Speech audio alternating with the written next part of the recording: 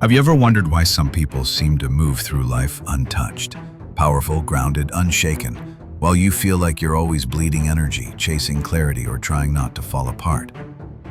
It's not bad luck. It's not the world being unfair. It's a trap, a psychological one. But the most dangerous traps are never visible. They don't look like chains or cages. They feel normal. They wear the mask of kindness, of humility, of goodness. And you don't notice you're in them until everything in you starts to rot. Your peace, your direction, your sense of self. Carl Jung didn't write self-help books. He didn't give motivational speeches. He went deeper. He dove into the parts of the human mind most people spend a lifetime avoiding, and what he discovered was terrifying.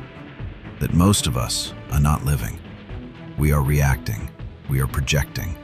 We are trapped in loops that were never ours to begin with. Inherited patterns, unconscious wounds, silent compulsions, and those loops keep us weak. Weak isn't just about strength. It's about being easy to manipulate, quick to doubt, always trying to be liked, never fully knowing who you are. And the more you ignore these patterns, the more you suffer for reasons you can't explain. Anxiety, guilt, emotional exhaustion, a quiet resentment toward the world and toward yourself. But here's the thing. Every weakness you carry is something you agreed to carry, and that means you can put it down. This video is not about becoming invincible. It's about becoming aware, painfully aware, of the traps that are keeping you small. And once you see them clearly, you can do what most people never do. Walk away from the part of yourself that was never really you.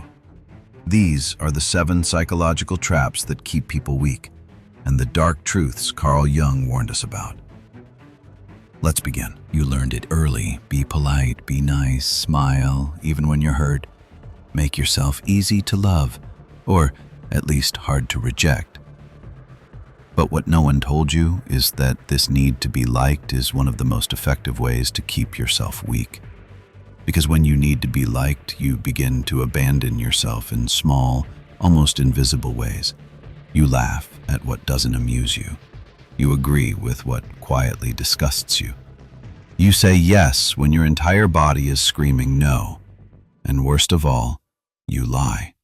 Not with words, but with your presence.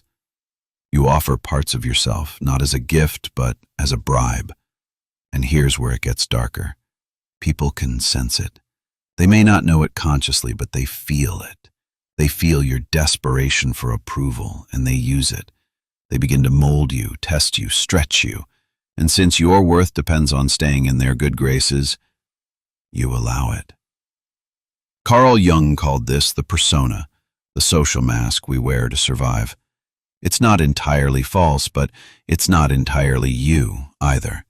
It's who you think you need to be in order to be accepted, but here's the price. The more you wear the mask, the more you forget who you are without it. And when that happens, you become emotionally starved, because even when people love you, they're not loving the real you. They're loving the mask. And that's a kind of loneliness no one talks about. You begin to feel like a ghost inside your own life, present but not alive, visible but not seen. And the worst part, the more you sacrifice for the sake of being liked, the less respect you get. Because availability is not value, and likability is not power. In fact, it's often the opposite. The most respected people are not the most liked. They're the most self-possessed. They know what they think. They know what they want. They don't chase approval, and so they receive it. Here's the truth. You can spend your life trying to be liked and still end up alone, or you can risk being disliked and finally be free. When you give up the need to be liked, you stop being emotionally controlled. You stop being an echo. You become a voice. And the moment you stop begging to be chosen is the moment you begin to choose yourself. You feel the urge rise in your throat. Someone questions you. Someone misunderstands you. And suddenly you're talking. Too much. Defending, justifying, clarifying. And beneath all those words is one silent question. Please don't hate me. This is the hidden core of over-explaining. Fear. Fear of being misunderstood, fear of conflict, fear of not being seen as good, kind, innocent, right.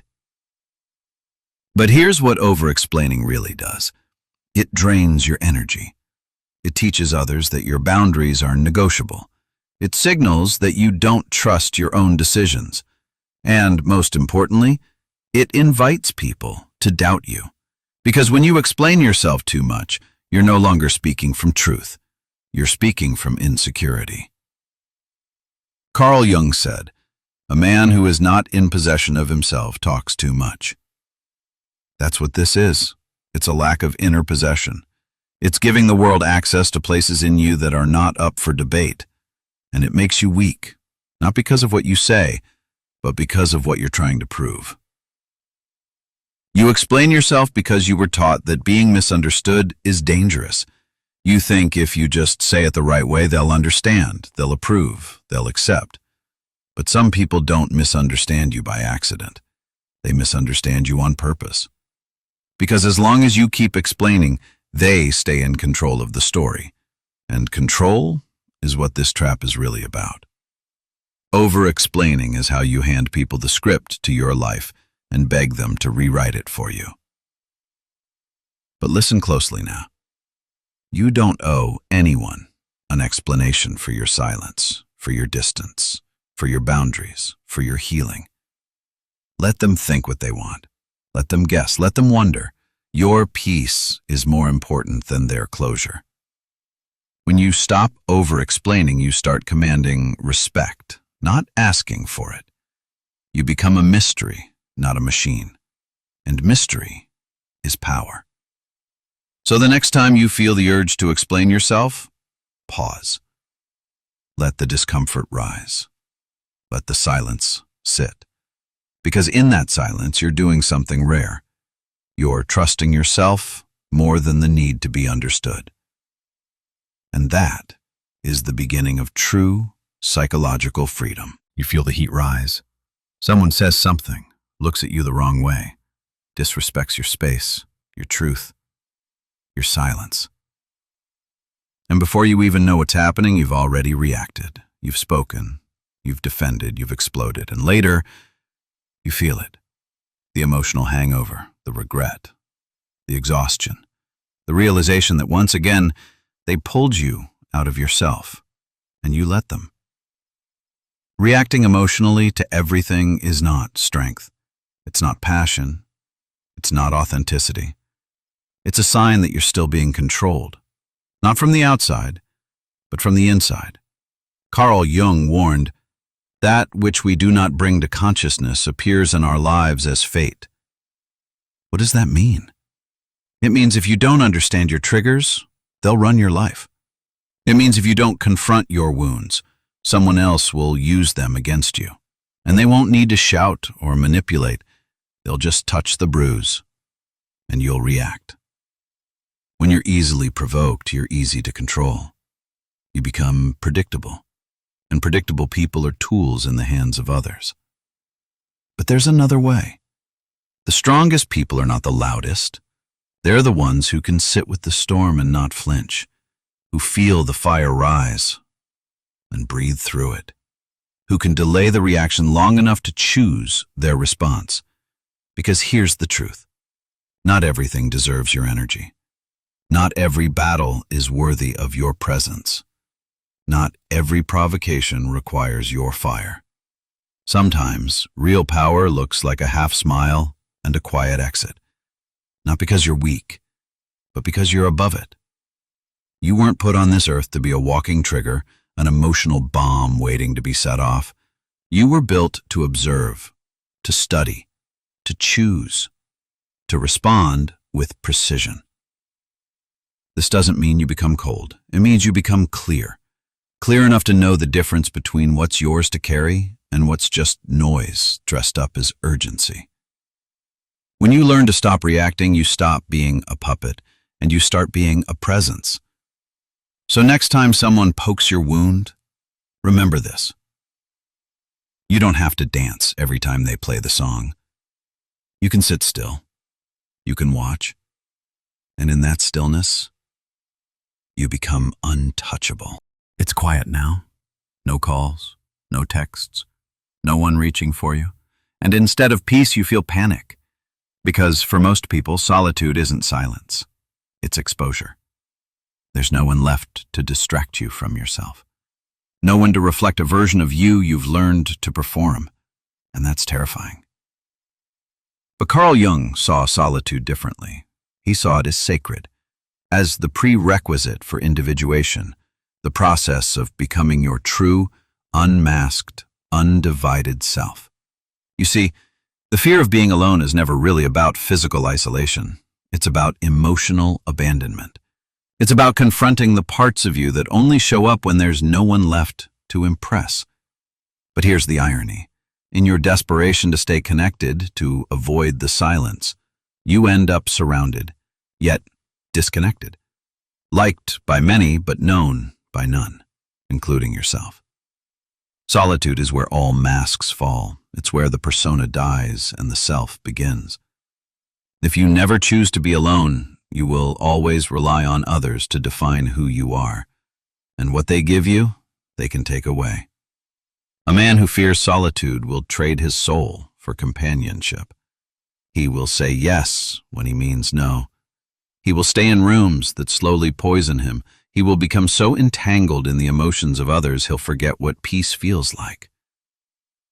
But when you step into solitude, not as a punishment but as a practice, something changes. The noise dies down. The pressure fades. And in the stillness, something ancient awakens inside you, a voice you haven't heard in years, your own. Jung believed that loneliness doesn't come from being alone. It comes from being unable to communicate the things that matter most to you, and those things can only be discovered in solitude. So let me ask you this. Can you sit with yourself without reaching for your phone? Can you walk without music? Can you eat, breathe, live without someone else watching? Because if you can't be alone, you'll never know whether your actions come from truth or just from fear of being forgotten. And here's what you need to know. Solitude isn't absence. It's alignment. It's the art of remembering who you are without the noise of everyone else's opinions. When you master it, you stop chasing rooms that don't respect you. You stop performing for applause you don't even believe in. You stop begging for love in places that have none to give. And in that solitude, you don't shrink. You become whole. You open your phone. You scroll. You scroll. A hit of dopamine, a laugh, a flash of validation. You close the app, and you feel worse than before, so you open it again. Carl Jung once said, "People will do anything, no matter how absurd, to avoid facing their own soul." And that's what this trap is. Pleasure as an escape. Not as joy, not as depth, not as celebration, but as anesthesia. You're not chasing what excites you, you're chasing distraction, because deep down, you're running from something. Your pain, your boredom, your emptiness, your unresolved life. Modern pleasure is cheap. It comes fast and leaves faster.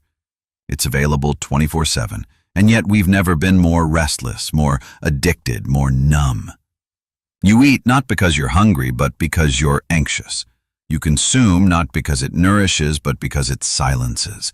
And slowly, you become dependent on it. Dependent on the noise, the lights, the chemicals, the comfort. Dependent on avoiding anything real. But here's the cost. Every time you escape discomfort, you weaken your spirit. Because growth requires tension, discipline requires denial, strength requires sitting in what's uncomfortable until it no longer controls you. Jung believed that the shadow, the dark side of your psyche, grows stronger the more you repress it. And what is pleasure as escape, if not the ultimate repression? You don't deal with the wound, you mask it with comfort. And the more you do that, the more the wound festers in silence, until one day you wake up unable to feel anything at all. This trap is everywhere: the binge, the swipe, the endless stimulation that promises peace but delivers nothing. The cure is not abstinence. The cure is intention. Use pleasure to honor your life, not to avoid it. Take joy in what is real, not in what keeps you asleep. Because here's the secret. When you stop running, when you face the boredom, the emptiness, the silence, you'll find something waiting there. Something real, something ancient. Your pain may be in that silence, but so is your power. You're walking through life, but never quite inside it. Every choice you make, every word you say, every step you take, it all comes back to one question: what will they think? And so, you perform. You decorate your image, you filter your truth, you curate your personality like a product on display. And here's the tragedy. You become liked, but not known. Carl Jung called this the tyranny of the collective, the way society shapes, polices, and punishes the individual soul. We are taught from childhood: conform, adapt, be agreeable, don't disturb the waters. So you suppress what's real, you abandon what's authentic, and you begin to live from the outside in instead of from the inside out. Every glance becomes a mirror, every silence becomes judgment, every no you want to say gets buried beneath 1,000 what-ifs, and slowly, you lose yourself. You don't even know if your goals are truly yours or just borrowed dreams from parents, teachers, society. You don't know if the life you're building is for you or for the approval of people who wouldn't notice if you disappeared tomorrow. Jung warned, the privilege of a lifetime is to become who you truly are. But you'll never know who you truly are until you stop living for the story that others wrote for you. Here's what they don't tell you. Living for others feels safe, but it kills you, slowly. It suffocates your spirit in exchange for belonging. But belonging at the cost of your soul is exile. Real freedom begins the moment you no longer need to be seen to exist. The moment your value is no longer up for public vote. When you stop asking, do they approve of me? And start asking, do I approve of me? You become dangerous. Because now your actions are rooted. Your yes is clean. Your no is final. Your presence is real. And the world doesn't know what to do with someone like that. So ask yourself, whose life are you living? Whose voice is making your choices? And who benefits from your silence? If the answer isn't you, then it's time to step out of the audience and reclaim the lead role. Not everyone will clap. But that was never the point. There's a part of you you don't want to look at. A darker side, a bitter side, a voice you silence, a truth you hide, even from yourself. This is the shadow. Carl Jung believed that every person carries within them a shadow, the rejected, repressed, unseen parts of the psyche. Not evil necessarily, but unintegrated. Your anger, your jealousy, your arrogance, your desire to control, your fear of being weak. And here's the trap. The more you deny your shadow, the more power it has over you. It leaks out in passive aggression. It disguises itself as virtue. It explodes in moments you can't explain. You say, I'm a good person, but deep down, you know you're performing.